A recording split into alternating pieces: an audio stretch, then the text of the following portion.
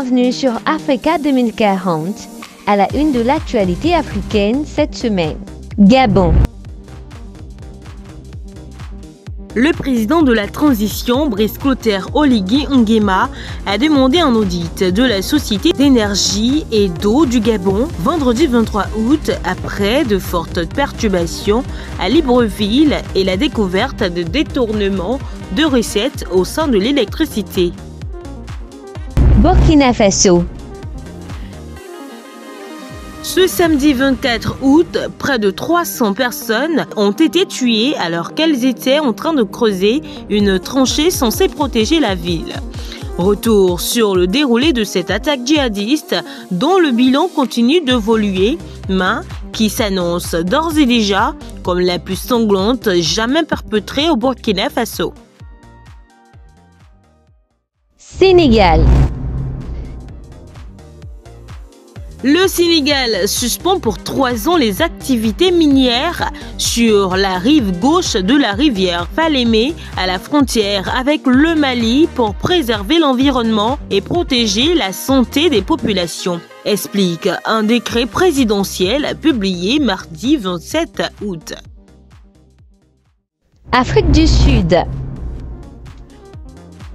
Les enquêtes menées conjointement par les médias locaux News 24 et Daily Maverick ont suscité une levée de boucliers de la part de l'opposition qui réclame la démission de la garde des Sceaux. Mercredi, le président Cyril Ramaphosa a adressé une note à sa ministre dans laquelle il exige toutes les informations sur son implication dans le scandale de VBS Mutual Bank. Côte d'Ivoire.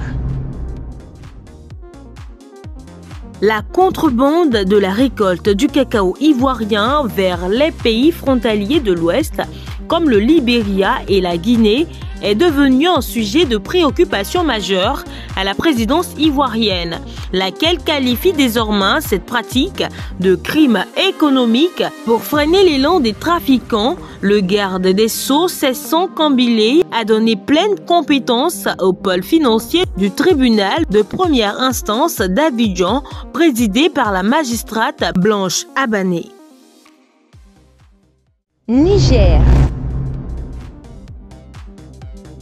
Le 28 août 2024 à Niamey, les chefs d'état-major des armées du Niger et du Nigeria, respectivement le général de brigade Moussa Salaou Barmou et le général Christophe Moussa, se sont rencontrés pour discuter de la sécurité régionale. Cette réunion intervient dans un contexte marqué par de multiples défis sécuritaires auxquels les deux nations sont confrontées, en particulier le long de leurs frontières communes de 1500 km où sévissent des groupes terroristes tels que Boko Haram depuis 2015. À l'international.